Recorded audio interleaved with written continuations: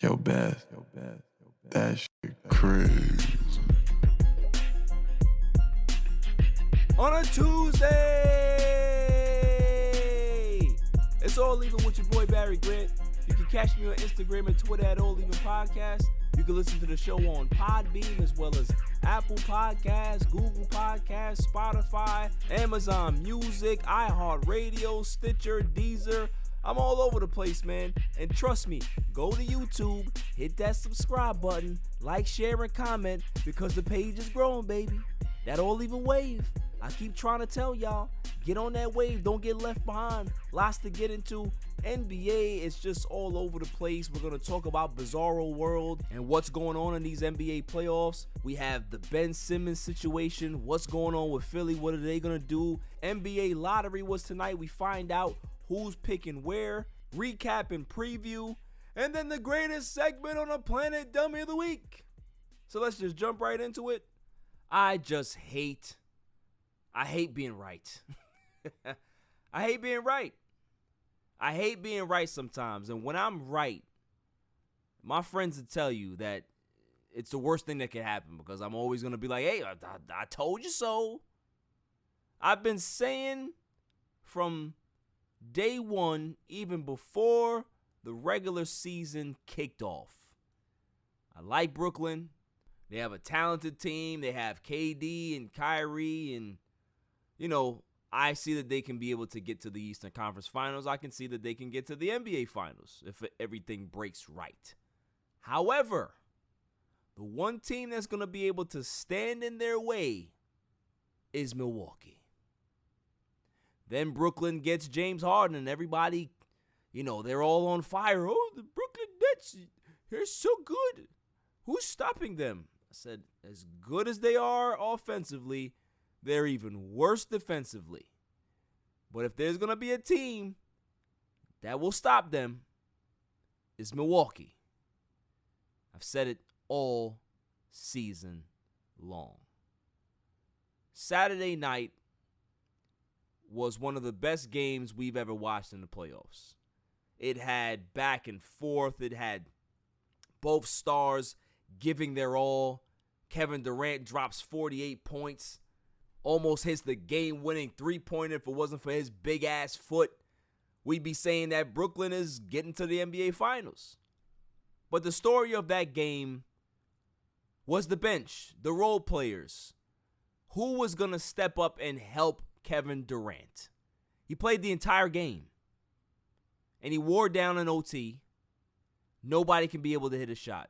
Joe Harris over the last two games was dreadful. Jeff Green, who had a great game 5, was nowhere to be found. James Harden does what James Harden does. 5 for 17, 22 points. Inefficient. And we later find out that his strain or his, hamstring problem was worse than reported. Really? I mean, I knew that. He shouldn't have played. Kudos to him for trying his best to help his team. But the other thing that I said about the Brooklyn Nets is that are they going to be there to finish this off? Are they going to be healthy enough to see it through? KD coming off the Achilles, he proved that he can be able to stay healthy, but you saw him wear down. Kyrie Irving, who's had durability issues over the last 6 seasons, showed you that this is what happens when you bank on him. This is what happens when you have to rely on him, is that he may not be there physically. And James Harden, hell, he might as well be hurt in street clothes because when he's playing, especially in an elimination game, James Harden disappears. So where does Brooklyn go from here? They have Joe Harris, that's on the contract, that has a very lofty contract, I may add. Spencer Dinwiddie, who declined his $12 million player option. He's going to be on the open market. Doctor just cleared him. He's completely recovered or healthy from his ACL tear. So he's going to be one of the hot commodities in the open market. DeAndre Jordan is unplayable. He may have to consider retiring. They have a lot of holes to fill. Bruce Brown, I'm sure he's going to be gone. There's a lot of guys that I don't see coming back next year. Maybe I see Blake Griffin coming back. I can see Blake Griffin taking another veteran-laden deal. He's making a ton of money. He's made a ton of money in his career. He's with his friends here in Brooklyn. So I don't see why he wouldn't come back. Jeff Green, the same thing. I can see him coming back on a vet min. But how are they going to be able to fill out this roster adequately enough to not have this happen to them again? Because the thing is, you have those three superstars, it's fine. But durability is a concern. So you're going to need backup when those guys go down. Not if, when those guys go down. They didn't have that this year. So Sean Marks has a lot of work to do to be able to get guys that can be able to fill in for when these guys are not available, for when the big honchos or the big stars on this team are not there. They need guys that can be able to score and also play a little defense. Hard to find, I know. 3-and-D guys are not easy to find in the NBA, especially in a weak free agent market, especially with a team that's financially strapped the way Brooklyn is. It's not much that they can really do. They can only hope that guys are willing to take pay cuts, sort of like how the Miami Heat had to do it. Can they figure that out? Can they do that? Is this a destination for guys to go to? That's a really, really interesting question. And if I were to answer that question, I'd say no. I like the fact that Kevin Durant is healthy. I like the fact that he showed the ability to lead his team and carry his team. But if I'm a player, I have big concerns about Kyrie Irving's availability. If I'm a player, a veteran player that's looking for a championship, I'm concerned about James Harden. I'm concerned about his work ethic or his availability in the playoffs or his ability to rise to the occasion in the playoffs. It's a lot of things that I'm concerned about. I'm also concerned about this staff because what I saw in Game 7 was a head coach, a rookie head coach at that had no idea what he was doing. And what I mean by that is that he played 7 guys. Guys were exhausted. Kevin Durant barely could lift his arms and his legs in OT. He missed the final 6 shots. He missed all his shots in overtime. Just didn't have enough. Didn't have any gas left. How can you blame him? He played the entire game. But when you play 7 guys in a Game 7, that to me screamed Mike D'Antoni. It just screamed the lack of awareness that you're going to need some extra guys to be able to, get some fouls or at least give your stars some time to recover on that bench. Or even give a guy like Joe Harris a breather and maybe you catch lightning in a bottle with somebody else for a 4 or 5 minute span. That's the game. Certain decisions like this that coaches make, they make or break playoffs. They make or break your ability or your chance to win a championship. And that's what I saw out of Steve Nash and this coaching staff. They panicked. And when you panic that bad, this is going to happen to you. So, what is my prediction for the Brooklyn Nets in the offseason? I think Spencer Dinwiddie's gone. Maybe they work out a sign and trade because I know that he enjoyed his time here in Brooklyn. So maybe they work out a sign and trade to get some assets back because assets are always going to be needed for a team like this. Second round picks, stuff like that to be able to fill out this roster. So I can see that happening. I can also see Brooklyn trying to make a trade to get themselves a 3-and-D guy. Joe Harris, as good as he is just not really a good defender. They're not a good defensive team. And for them to win a championship, those 3 offensive players are great. But when it comes to the playoffs, it's a different animal. You need guys that can be able to defend. You need guys that can be able to knock down shots. You need bigs that can be able to protect the rim. They didn't have any of that. That's what they need to address. But am I mad? No. I ain't mad at all. Because I knew it was coming. I picked the Bucks. And I'm very happy. I'm still celebrating. Hell, the Lakers are out, and that's fine. But sometimes leaving well enough alone is much better than trying to take home that bright, shiny toy in the corner. The Brooklyn Nets had depth to start the season. They had a good roster, and they gave it up for James Harden. I remember saying this when the deal happened. Be careful what you wish for. Coming up after the break, Ben Simmons. What the hell do the Sixers do now? Who won the draft lottery, and who do I think is going where?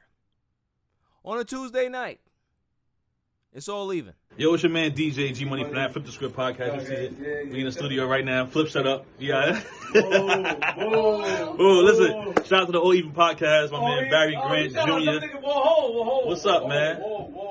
What happened? What you want to say to the people? Shout out somebody else's podcast? Yeah, don't get the joint. What's up? All Even. All Even podcast. Yo, it ain't even up here, boy. We put this what's up, man? All Even.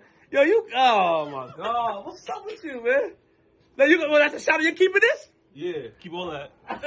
You want to jump in All the Even camera? podcast, right? Yeah, All Shout out Even. to All Even podcast, right? All Even. That's your man. My man. All right, shout out to All Even podcast. 100%. He cool. Is he cool? Let me see. Is he cool? G. What is it, G? I shout out, G. Cool, man. Welcome back, y'all. Move over, Doug Peterson. There is another person in Philly that everybody hates right now. That's Ben Simmons. The Philadelphia 76ers got shocked by the Atlanta Hawks. They're losing 7 games, and they had big-time double-digit leads in games 4 and 5. Joel Embiid plays great. Yes, he has some bad turnovers and kind of wore down the stretch, but can you blame him? Can you really blame him for running out of gas? Because at the end of the day, Ben Simmons gave the Philadelphia 76ers nothing. Literally nothing. He was 14 for 41 at the line. He shot the worst free throw percentage in playoff history. Do you know how many players have played in the playoffs in the history of the NBA, and no one has shot worse? Ben Simmons holds that crown. He is the most perplexing, confusing, frustrating player to watch. You can see the kid defensively. He's a problem. He's a monster. He'd be able to guard 1 to 5. Hell, he made it hard for Trae Young to actually get some wiggle room and to be comfortable offensively in the series. Trae Young didn't have a good shooting night in Game 7. He shot 5 for 23. He made some clutch baskets in the fourth quarter, but man, he struggled. Ben Simmons was a big part of that. But guess what? If you can't help your team offensively, you're hurting your team. They always used to tell me as a kid in regards to basketball, my coaches always used to say, if you're on the floor, make yourself an offensive weapon. Shoot the ball. Make them have to guard you. Because if they believe that you're not shooting the ball, you're now going to put pressure on your other teammates to have to dig you out of that hole. Double teams, traps. You're now causing a problem for your team because you refuse to shoot. Defenses love that. They can be able to pinpoint who's the weak link, and they can be able to take away your strongest asset. That's what Ben Simmons did to the Philadelphia 76ers. Although you look at Embiid's numbers across the line, they're good. However, in certain situations where he needed somebody to get a bucket, there was no bucket to get. Hell, Seth Curry was the second best player in this series. Tobias Harris was third. Where do you think Ben Simmons falls? The man averaged 9 points, 6 rebounds, and like 7 assists for the series. For the series, he's getting paid $30+ million, and that's what he did. We saw after the game the frustration from Doc Rivers. They asked Doc Rivers a question straight up. Do you think that Ben Simmons is the point guard for this team next season? And he said, I don't know. Normally a coach would say, hey, listen, this is our guy. You know, there's a lot of things that we can be able to work on with him. He'll come back better next year. We'll be better next year. Doc Rivers just said, yeah, I ain't going to hold you, man. I can't call it. I can't call it. What I saw out of this series, I don't know who he is. I don't know what to expect out of him. So I truly don't know. There was a situation where Ben Simmons has an open dunk under the basket and he passes it to Maxey. And who was coming over on the weak side to actually help contest the shot? Trae Young, 5'11" Trae Young. So he ran away from a guy that's literally almost a foot shorter than him. Something's going on in this guy's brain. It's kind of like when Chuck Knobloch for the Yankees all of those years ago could not throw the ball to first base. And he was the second baseman. It wasn't like he was a third baseman or he was an outfielder. He was the second baseman. He was right there. Couldn't do it. Couldn't do it. Something's going on with this kid. And like I said, the frustration is mounting. Joel Embiid, in his press conference, they asked him, what was the turning point in the game? And you know what he said? The layup. The fact that they didn't get 2 points out of that possession, they went to the line and split and got one, that was the turning point in the game. That was what Joel Embiid said. He called out Ben Simmons because sometimes it's warranted. It really is. You want to be a consummate teammate. You want to be a good guy. You want to be the guy that totes the line and says all the right things and blah, blah, blah, blah. But at the end of the day, you got to call a spade a spade. Ben Simmons let his team down. And I'm not going to lie to you. If I was on that basketball team and we get back to the locker room, I'm swinging on Ben Simmons. I am. Because for what I know that he's capable of, for him to do that in this series to us, in this playoff atmosphere where the title is literally up for grabs, there's no clear-cut favorite, Bizarro Land, NBA playoffs, Twilight Zone version, whatever you want to call it, they had a great chance of representing the Eastern Conference, and Ben Simmons let them down. As a teammate, I would be highly upset, and I would be very, very, very angry towards Ben Simmons. We heard at the press conference, he said, hey, you know, definitely got to be better, blah, blah, blah. It's just like, oh, my God, the same nonsense PR talk. Like, yo, just, we know. And this is the problem that I've had with Ben Simmons since day one, since his days going back to LSU, is that the kid had all of this talent, but he did not look like he had the desire to play basketball. He was just good at it. I know a lot of people in my life that have that same type of affliction. They're good at something. That doesn't mean that they love what they do. Does Ben Simmons love basketball? I don't know. We all know that LeBron James loves it. We all know that Joel Embiid loves it. We all know that many other great players out there love the game of basketball, and they continue to work on their games and get better. I don't know if Ben Simmons likes basketball. I just think he plays it because he can. You can't tell me that scoring 42 points against Rudy Gobert in a regular season game, you couldn't do that against this small-ass Hawks team? There was nobody that can be able to guard Ben Simmons on that team. And he puts up 9 points. I think he takes like 6 shots in the final 6 quarters of this game, of the series. Are you kidding me? That's your $35 million guy? That guy? I'm not going to hold you. I'm not going to hold you. As much as I can't stand Kyle Kuzma, give me Kyle Kuzma because at least he's going to shoot. At least he's going to jack up some bad shots. Maybe one goes in. But when you don't shoot, you don't give yourself a chance to score. That's the whole point. So what does Philly do? What does Philly do with Ben Simmons? Do you give up and do you trade him?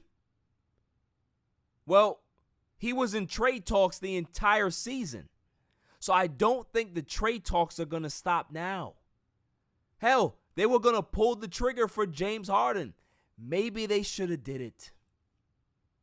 Maybe they should have did it. Because at least you know that James Harden would shoot the basketball. At least you would have that dynamic duo pairing that makes sense. The small big, like I always say, is the best 1-2 combo in basketball. Maybe that was the way to go. But they held on to him. Why? Because of the upside. He's 24. He's great defensively. He has court vision. All of these things, they're just projecting on this kid. Projecting that he's going to be the next Magic Johnson. Projecting that he has LeBron James' skill set. Projecting. Newsflash. Ben Simmons is none of those guys. He's not. He's a guy that has this skill set that he may not ever be able to harness and master. That may just be the reality. Gotta call a spade a spade. So, what should Philly do? In my opinion, they should let him walk. They should trade him. And I'm not saying to just trade him for scraps. Don't just trade him for anything. Feel out what the market is. If you can get yourself a good guard, a great scoring guard, because that's what Joel Embiid needs. He needs a real point guard that can be able to score as well and take the pressure off him and set people up. That's what he's looking for. So if you can be able to get that type of guy in Philly, you do it. Hell, I would even consider John Wall for Ben Simmons. I'm just saying. Stock is low right now. There's not going to be a lot of teams that are willing to give up high value for Ben Simmons right now because, like I said, his stock is in the toilet. It's in the toilet. So, what can Philly do? They can only gauge the market and see what happens. But I honestly believe that Ben Simmons possibly has played his last game in Philadelphia. There was also a report, not even a report, but Stephen A. Smith on his show First Take said that somebody close to the situation says that Ben Simmons doesn't work hard, he doesn't listen to anybody, his inner circle and the people that he listens to are just family members. And there's nobody in that particular circle or the family members that can be able to tell him the right thing to do. If there's some truth behind that, Philly is in big trouble if they keep him. Because if he's not willing to change, then you're going to have Joel Embiid look at management and you say, you know what, I'm out. And you really can't afford to lose that guy. You can afford to lose the 6'10 guy that can't shoot, that has all the quote-unquote upside and potential. The guy that's giving you 30 points a game, 11 rebounds, 3.5 assists, 2 blocks, that finished second in the MVP voting this year, that carried your team in the playoffs and in this second round. And if he had some additional help from, quote-unquote, the second best player on this team, they would be advancing right now. It would be Sixers-Bucks Eastern Conference Finals. Instead, we have an Atlanta Hawks team that shouldn't be there. Shouts to the Hawks. Played well, but let's keep it 100. Let's just keep it 100. So, what is the ideal situation for Ben Simmons? where do I see him going? Well, I think Chicago is a pretty interesting fit there. I think Chicago, I think Washington, I think the Knicks. It's a lot of teams that I can see be able to vie for Ben's services. So we'll see what happens. But the other thing in Philadelphia that needs to change, in my opinion, is that I think Doc Rivers is shot. I think that it may be time for him to step down. Because these last 2 years, in regards to, you have the players pointing fingers at Doc in Los Angeles. You now have this particular colossal breakdown. He can't get through to his star point guard. Star point guard looks disinterested. There's frustration. There's dysfunction underneath the surface. Doc Rivers really looks like it's time to step away. He's lost 9 Game 7s in his career. 9. He's blown 3 3-1 leads. It's crazy. When I'm looking for a scary movie to pick to watch, I'm not looking for The Conjuring. I'm not looking for Saw. I'm not looking for Nightmare on Elm Street. I'm not looking for none of those. I am just going to put in Doc Rivers Game 7. It's the scariest movie out there. Don't watch if you don't want to cringe. So Daryl Morey has he got a lot to do, man. I ain't going to lie to you. It's going to be a tough offseason between Ben Simmons, Kyle Kuzma, Rudy Gobert. It's a lot of decisions for different teams. Moving on. NBA draft lottery was tonight. And a lot of teams, their fates are now decided in regards to who they're going to take. The Detroit Pistons win the lottery. Houston Rockets get the number 2 pick. Cleveland moves up and gets number 3. Toronto gets number 4. And the Orlando Magic get number 5. So, who do I think is going where and why? Well, first off, let's start with Detroit, because shouts to Detroit. You know, they've had a rough go at the last 15 years or so. So the fact that they can be able to get this number 1 pick, and really build around a superstar young player, can't ask for anything more if you're Detroit. So who does Detroit take? Well, they take Cade Cunningham. Cade Cunningham is the consensus number 1 player in this draft. So he's definitely going number 1. Out of Oklahoma State, 6'8", point guard, can be able to space the floor, run the break. He can shoot, handle. There's not much that Cade can't do. So they're gonna be able to figure it out. They drafted Killian Hayes last year. They can be able to put Cade at the 2 or put Killian at the 2 or whatever they have to do, they'll do. Cade can be able to play 3 positions. So there's a lot of different flexibility moves and where they can be able to put him. That's not going to be a problem for Dwayne Casey and that staff. So Cade Cunningham goes number 1 to the Pistons. Number 2, the Houston Rockets. They are, right now, they're the gatekeepers for the entire top 10 of this draft.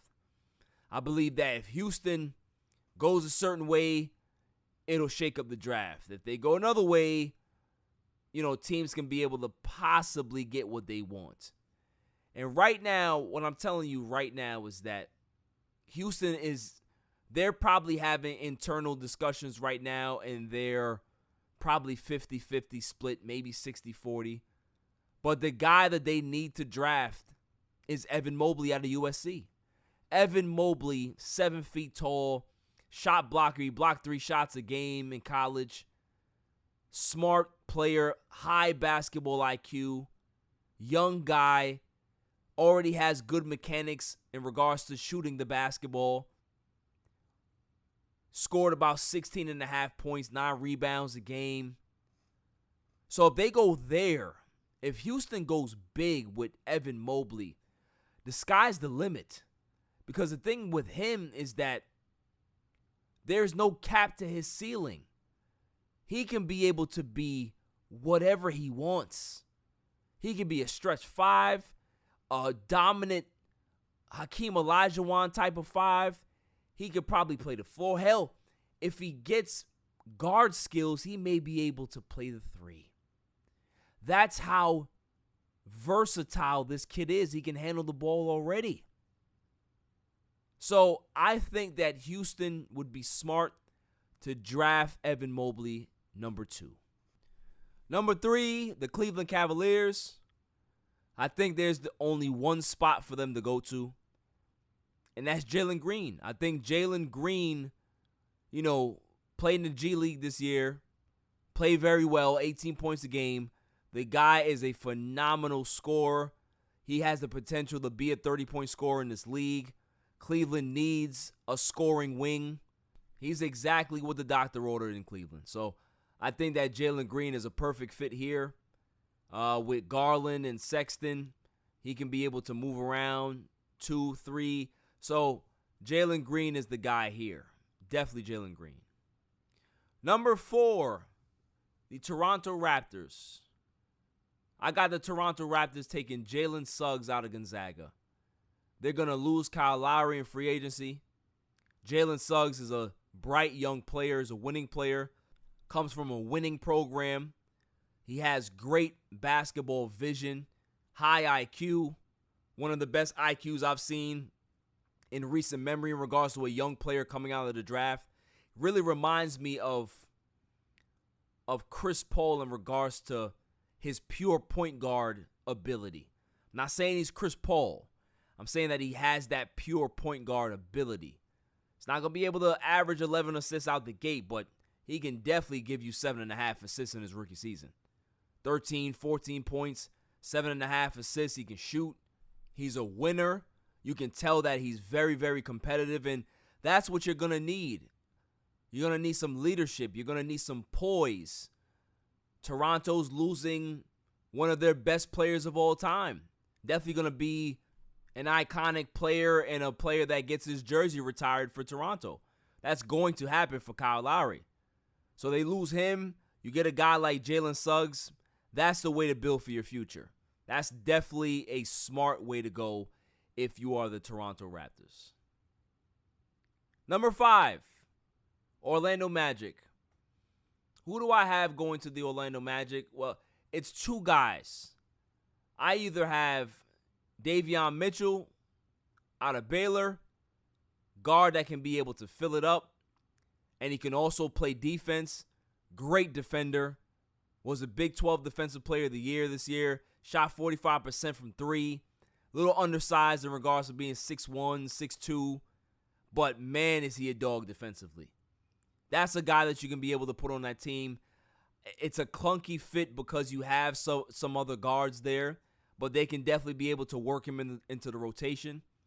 But the other guy that I like for Orlando is Scotty Barnes. I think Scotty Barnes at 6'9" with a 7'2" wingspan, you can be able to create havoc defensively. And that's what you need in this league. You need guys that can be able to defend. And if his offensive game is not there right away, then that's fine. But you have enough offense. You got Cole Anthony. You have Markelle Fultz, who's going to possibly be back early. You also have Jonathan Isaacs. He's coming back. So there's a lot of different ways that they can go. But like I said, if I have to choose one, I honestly believe that they're going Scotty Barnes. That's just my opinion. In other news, though, let's go ahead and cover this game that's going on right now. Game 2 between the Phoenix Suns and the Los Angeles Clippers. Phoenix is up 100-95 with 90 seconds to go. Paul George, well, maybe I can call him what I've always called him. Waldo George has made an appearance in the Western Conference Finals, y'all. 20 points, 8 for 21, 1 for 8 from the 3, 5 rebounds, 6 assists. Waldo George has arrived. What a terrible game by Paul George. And they still have the ability to win this game. Reggie Jackson continues his stellar playoff. 19 points, 5 rebounds on 7 of 15 shooting.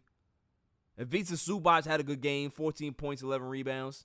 But they got nothing out of Marcus Morris. He was a game-time decision. He ended up playing. Got a bad knee. But they got, contributions out of Terrence Mann, Luke Kennard, Rondo. For Phoenix, Devin Booker has struggled as well. 4 for 15, 18 points.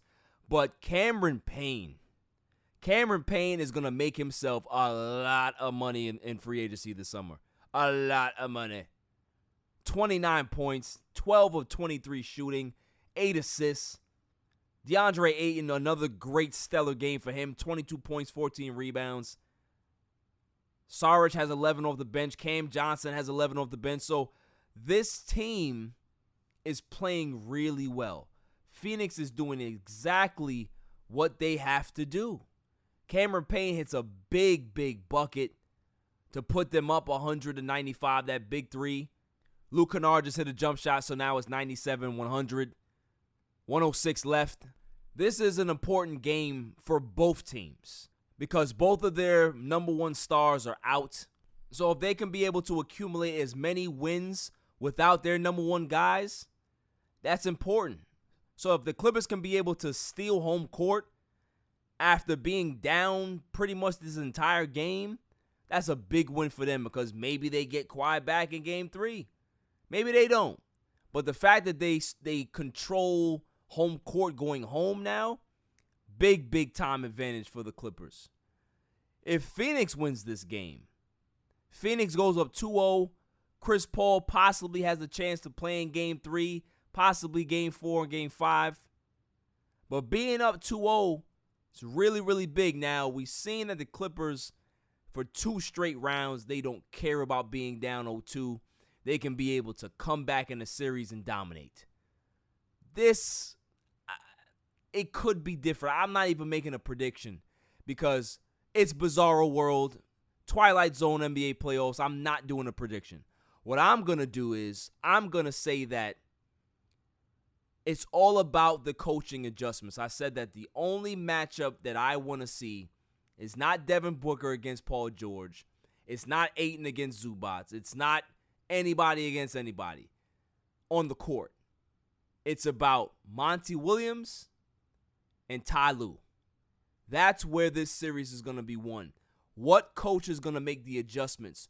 What coach is going to be able to push the right buttons to get their team over the hump? Ty Lue has pushed all the right buttons so far in the playoffs. Same thing with Monty Williams. Who's the one that blinks first? I can't wait. This is what makes series so compelling. When you have 2 good coaches and they're trying to outdo the other. I can't wait. It's really been a fun series so far. Paul George got fouled, made a free throw. It's 98-100. He makes the other free throw. It's 99-100 right now. Wow. 30 seconds left. Paul George gives them the lead. 101-100. What a game. Paul George has woken up a little bit. Man, like I said, man, if the Clippers find a way to win this game, this is going to be big for them. Huge win for them. Huge win. Devin Booker had just a costly turnover. It's you can't turn the ball over like that. You really can't. You have to take care of the ball. You got to make sure that you make smart plays, especially in the final minute of a game. Up 5 with 90 seconds to go, you got to be able to protect that lead. You just have to. So, Monty Williams and a bunch, if they lose this game, they're going to really be kicking themselves in the face. The Twilight Zone playoffs continue. It's just the fact that the Clippers are here in this situation.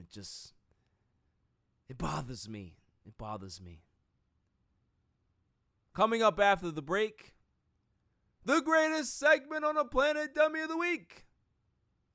On a Tuesday night. It's All Even. This is Cigar Gents and Gals. Just want to give a shout out to All Even Podcast, the best sports podcast out there. Keep up the amazing work. Also check us out at cigargentsandgals.com. We're everyday apparel for cigar smokers. Let's get it. What's going on? What's up with you? It's your boy, the Candyman, the ALFRE to the D. It's your boy, Alfred from the Rap Lab Podcast. And it's the one and only True G. Just call me the QG from the Rap Lab Podcast. And you tuned in to All Even with Barry Grant. Boy, that shit crazy. Welcome back, y'all. So without further ado, the greatest segment on the planet, Dummy of the Week. Dummy, yeah. We pick candidates on Tuesday and Saturday, and then we pick the winner on that Saturday show. So, who's my candidate for Dummy of the Week? May I have the drum roll, please? And the candidate is Frank Clark, defensive tackle, pass rusher for the Kansas City Chiefs. Frank Clark is my candidate for Dummy, yeah. because, ladies and gentlemen of the jury, what if I were to tell you that this particular football player signed a big, lucrative contract with his team? Everything is fine. You know, they just lost in the Super Bowl, but they have a good team. They can be able to run it back. This guy is having a great career, can have a great, possibly Hall of Fame career. That's how talented he is. So you would think that there's nothing that would stop him from achieving that. Nothing that would get in the way. No. Instead, he wants to play like this is Delta Force or Rambo with all the ammunition in a duffel bag in his Lambo SUV. Got pulled over. It's always the guys that have an absorbent amount of guns in the trunk or in the back seat that they always get pulled over by the cops. Where was he going? What war was he fighting? Why would you need an Uzi? Why would you need an Uzi? And you a football player? What is going on here? It's like they don't learn. Dudes get pulled over for the same thing every year, every 2 years, and nobody learns. That is the definition of being a dummy. There has to be no brain cells left for him to think that loading a duffel bag with an Uzi and a whole bunch of other firearms was a good idea. Yeah, it's fine. Not only am I driving a very expensive car that makes me a target because I am a black man, but I'm also gonna have a bazooka in the back. I'm gonna have a grenade launcher, a rocket launcher, Uzi, all of these things in the back. They'll never know. They'll never know. The cop must have pulled them over and said, this was too easy. This was too easy. You might as well had dumbass written all over your head, dumbass written all over the car, because you can't make this up. You can't make this up.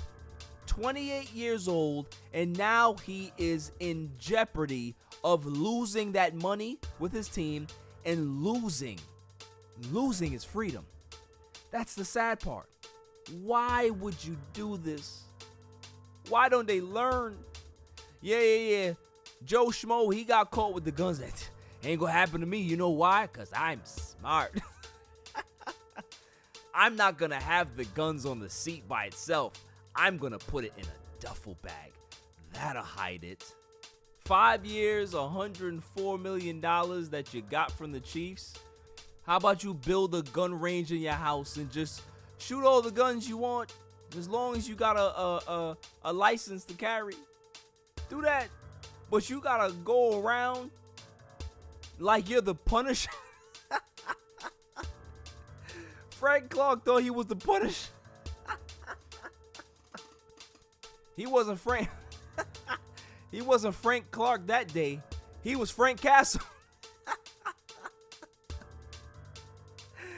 Oh man, you can't make this up. How are these people so stupid? How are they so stupid? You can't even feel sorry for them because they're so dumb. You just sit back and watch as the idiot jumps the turnstile and the cops are on the other end.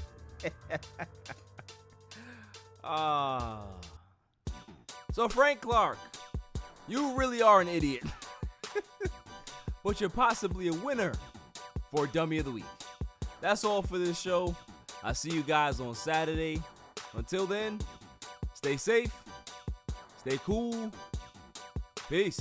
You can catch me on Instagram and Twitter at All Even Podcast. Listen to the show on Podbeam, Amazon Music, Spotify, and wherever you find your podcasts available. And check out my YouTube channel, All Even Podcast. And don't forget to like, share, and hit that subscribe button.